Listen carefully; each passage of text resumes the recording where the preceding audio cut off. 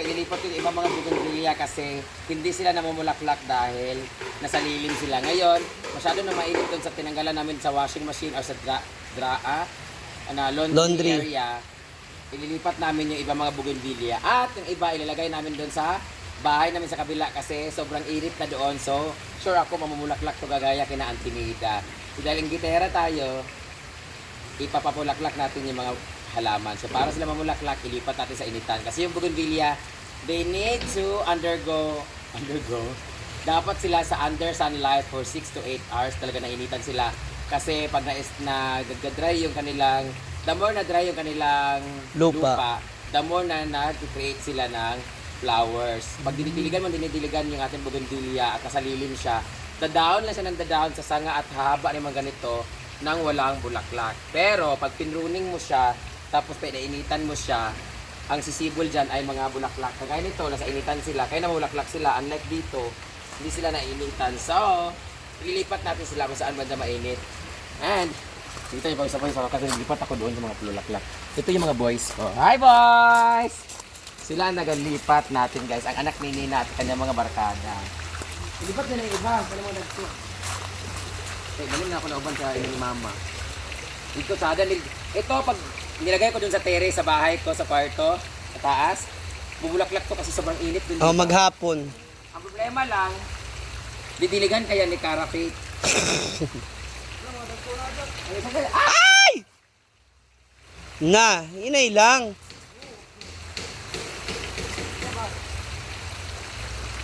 Guys, ang tangkad niya at ang ganda na katawan niya, 14 years old lang siya, naglalaway si Ma'am si G. Huh? Kapit bahay siya ni, hindi katok. Wapo siya, ang ganda ng mukha niya, para si Carrot Man. Oh. Halika dito, halika dito. Seno ang apelyido niya, taga Kimayo siya guys. Tingnan mo, 14 years old pa lang siya. Tangkad. Alagaan mo yung ngipin mo, naguba na yung ngipon. Ang gwapo pa naman siya, matangkad. 14 pa lang ka? Wala ka. Wala ka. Oh, 14 years old pa lang siya guys.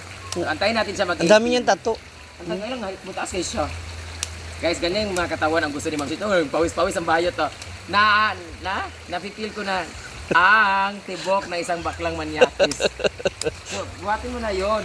Buhatin mo na yun. Yung mahaba. Wala nang mahaba. Yung baba ni Ma'am Sito. Ito dapat kasi malalaki kasi ito eh. Ay, ito mga malalaki na ito. Yan, dapat kasi tanggalin yung mga mahaba at malalaki kasi yun yung bagay doon sa may tubigan. Ay, hindi na katutagas. Sa entrance. Tingnan nyo naman guys dito. Pakat. Oh. Maganda no. Mas maganda yung Antinida. Sobrang ganda ng Antinida kasi ni colorful talaga ito. Ngayon dito ko nilipat yung mga bulaklak ay mga halaman na may bulaklak na. Paano mo sabihin? Yung flowered plants. Namulaklak na. Namulaklak na. Gagaya nito, oh, di ba? May nga different color and everything.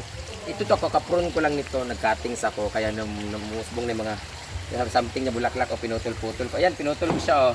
Nung pinutol ko siya, nagkaroon siya ng flowers. Like this.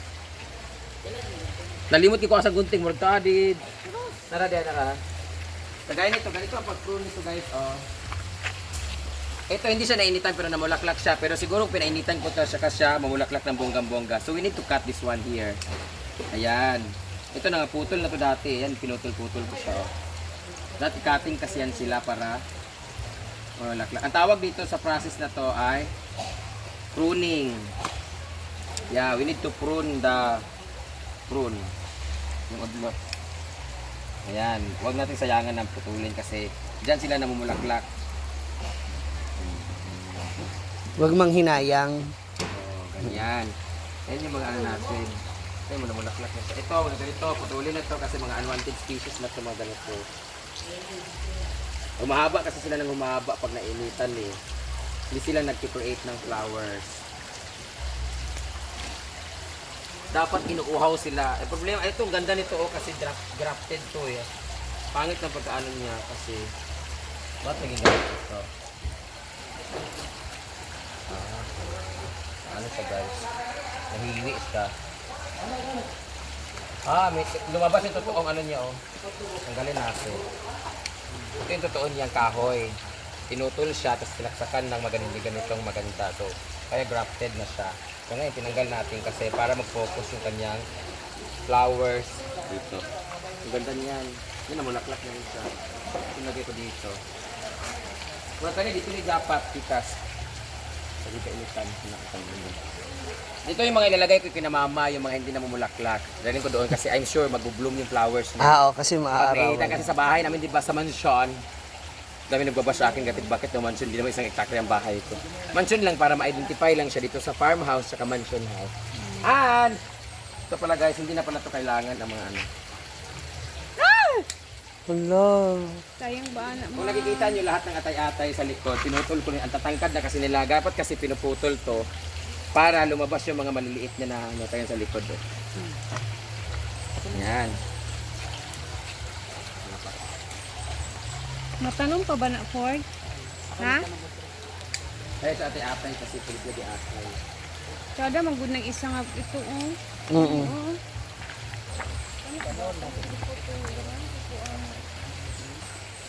Hindi mo na itanong sa inyong Valeria at pa yung suan.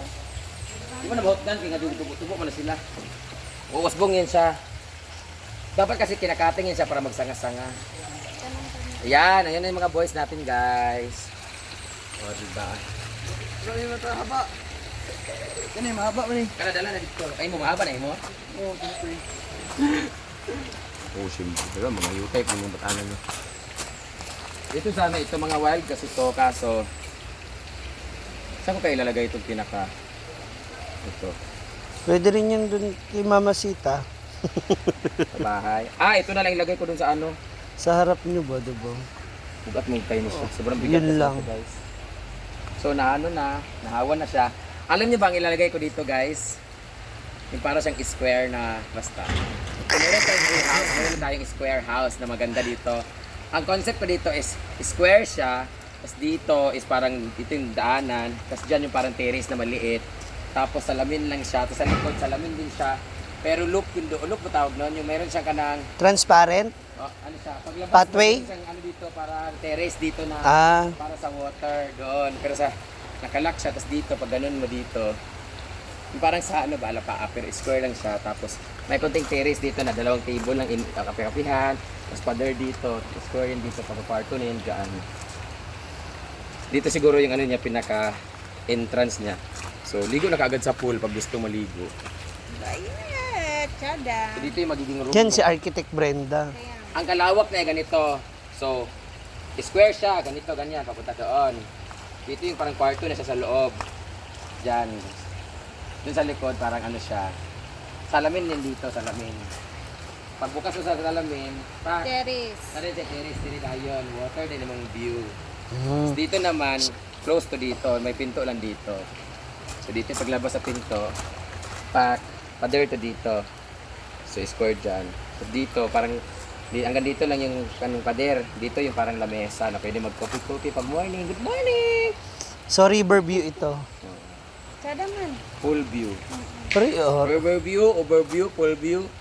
Hi, I love you. Corny. Ay, andyan na pala yung may-ari na. Madam, okay na po yung ano? Yung idea ko. Hindi ko narinig eh. Ah, hindi mo narinig? Ah, so hindi maka-vlog. Ngayon na lang ka. Ngayon na lang kada. Ayan na, naalala ko sa iyo, si Art James. Arte kayo na gabi pa. Ano, nagkagabi ni Art James? Oo. Hindi siya ka nasa yung ano, ako yung bet. Ha? Kaya ka nang kuha na, ako Hindi yung sa ako. lupaw ka na eh. Pwede ka ba ka na eh? Ang akal yung gusto gali. Ibalbak ko kami karon. Ato pa ang gano'n sa gabi eh. So, tapos na, ano, iiwaiwalay na natin. Ibubuwag na nato. Malinks eh. Wala yung mga gagmay na TV. Wala lagi Mother's Ngayon Day. ka lagi, oh. Alam niyo na may mga plano na. Lailay na sa kamay.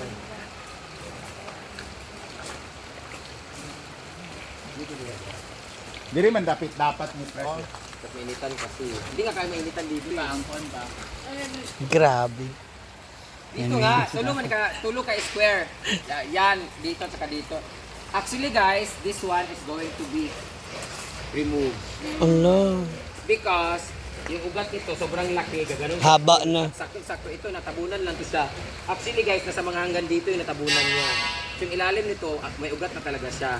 Ang saktong-sakto din siya sa lalim ng pool namin. So, chances are, yung ugat niyang malaki, pag lumaki ko siya, hahanap siya ng tubigan, doon siya mapunta.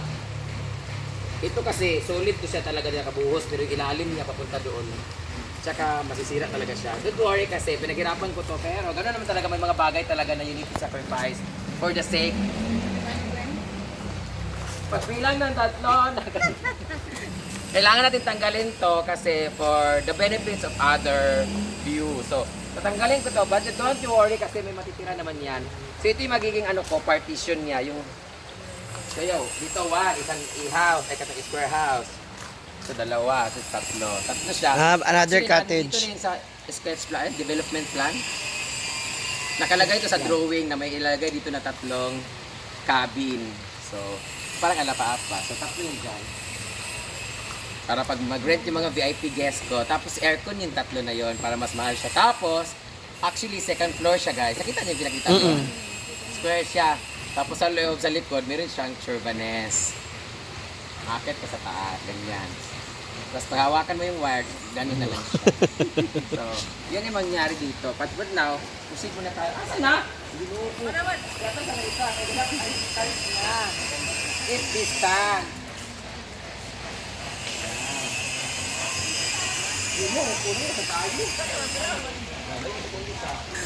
Ang dami na naman po niya naiisip. So, dahil boring na naman siya, Siguro medyo mainit. tuloy-tuloy pa rin siya. So, in fairness naman, maganda pa rin namang idea kasi, Chances are, ano yun, investment para sa kanyang hinaguan farm. Malamig na tubig to. Chances are, mga natin lalamunan mo.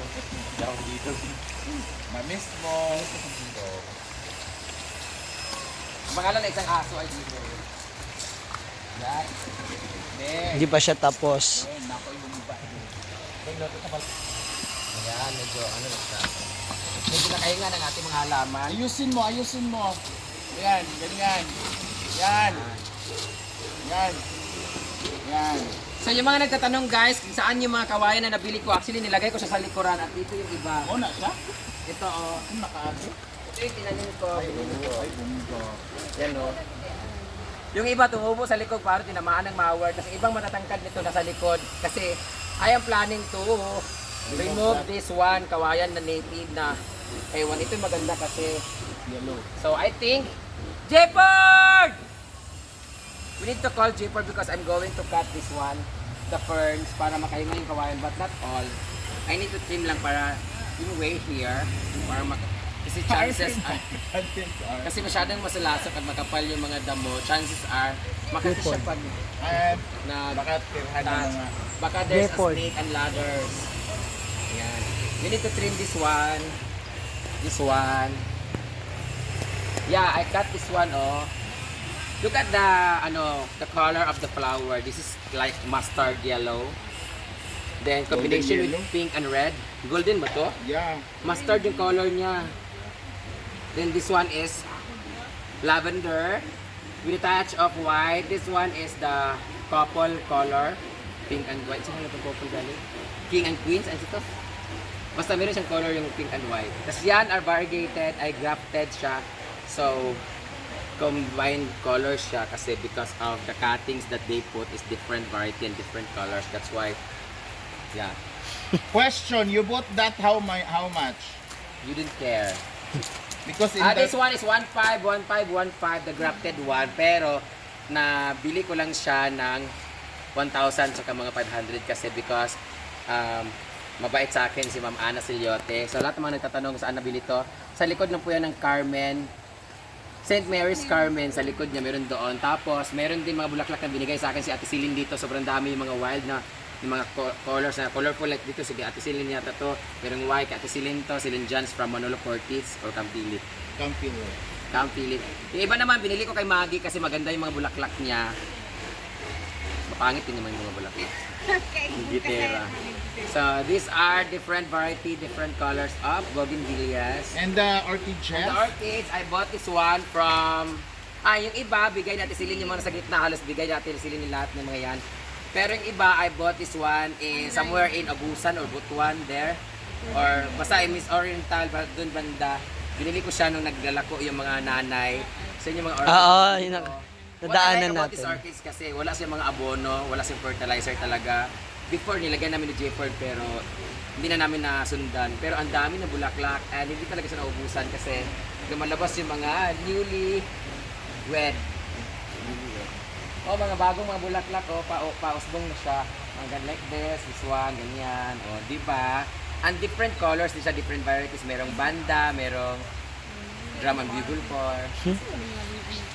Akin na yung cuttings, mag-cuttings ako. So, tapos na kayo? Tanaw sa dito kay Aris, sa dito rin Aris na ba? Wala. Ay, sa Aris na nato ha. Pagaman ganyan.